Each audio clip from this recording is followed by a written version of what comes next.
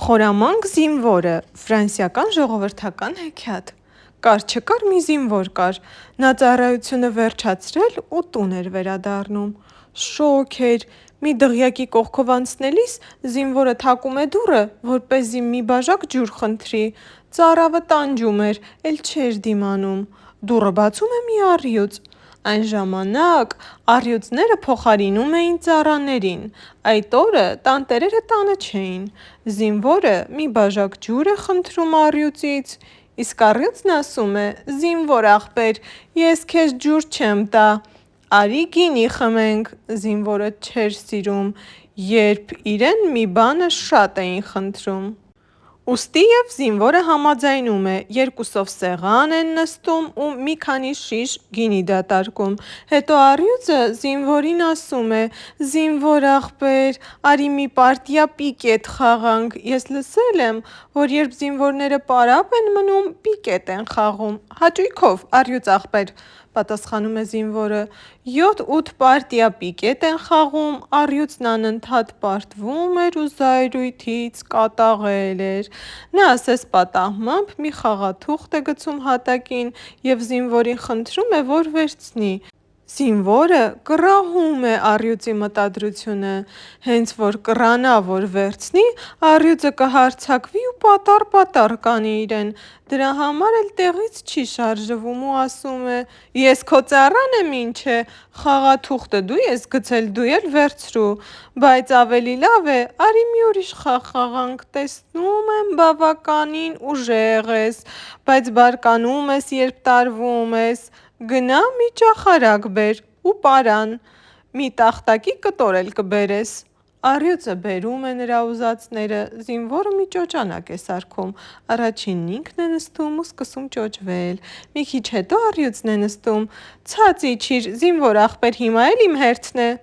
«Դեռ ժամանակը չէ, առյուծ ախպեր, համբերիր»։ Վերջապես զինվորն իջնում է, իսկ առյուծին օգնում է ճոճանակ նստել և ասում է. «Առյուծ ախպեր, ինչպես երևում է, այս խաղից էլ գլուխ չես հանում։ Վախենում եմ ընկնես, կողերդ ջարդես,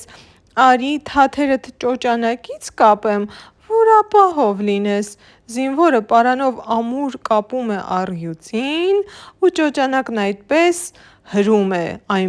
է հրում, որ խեղճի գլուխը առաստաղին է դիպչում։ «Օ, զինվոր ախպեր, իջեցրու ինձ», վախից գոռում է առյուծը,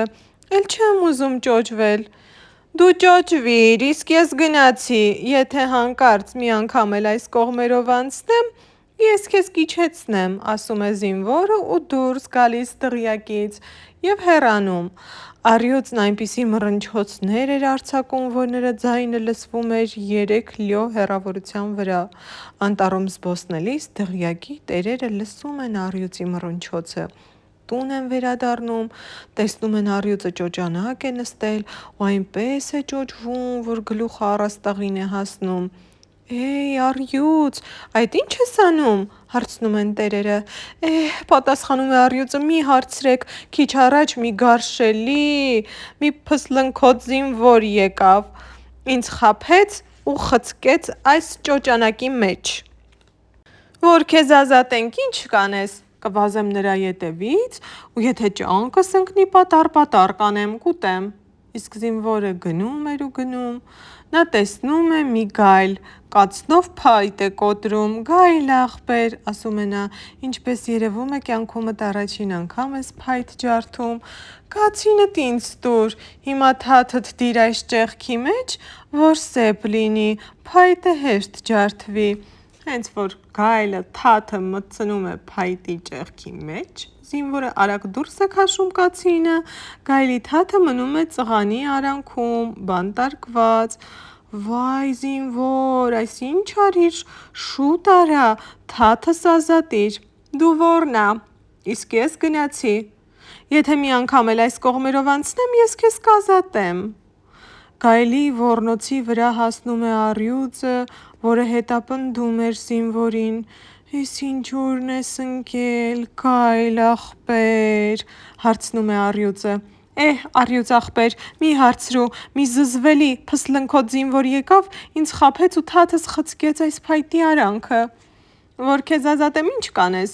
քեզ կընկերանամ ու կընկնեմ նրա ետևից, մենք կբռնենք նրան ու երկուսով կհոշոտենք։ Առյուծը փայտի ճեղքից դուրս է հանում գայլի թաթը և նրանք միասին վազում են զինվորի հետևից,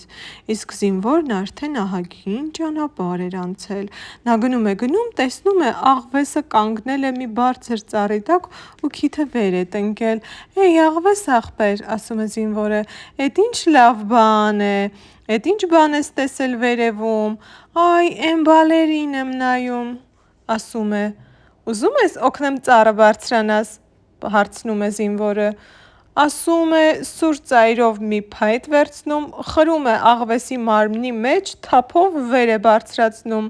ու շամփրված աղվեսին դնում ծառի կատարին։ «Վայ զինվոր, ես ինչ բերիր իմ գլխին, խնդրում եմ իջեցրու ինձ այստեղից»։ «Եթե այս կողմերով անցնելու լինեմ, քեզ կիջեցնեմ», ասում է զինվորը, «բալն էլ արդեն ուզածիդ պես հասած կլինի»։ Աղվեսն այնպես է աղիողորմ լացում, այնպես է լացում, որ առյուծն ու գայլը հետևից գալիս են,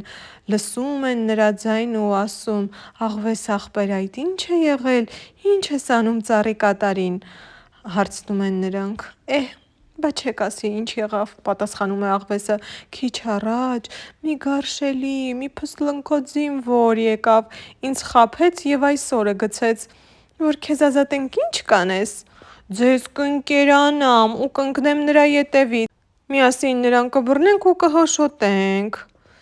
Իսկ զինվորն իր համար շարունակում էր ճանապարհը։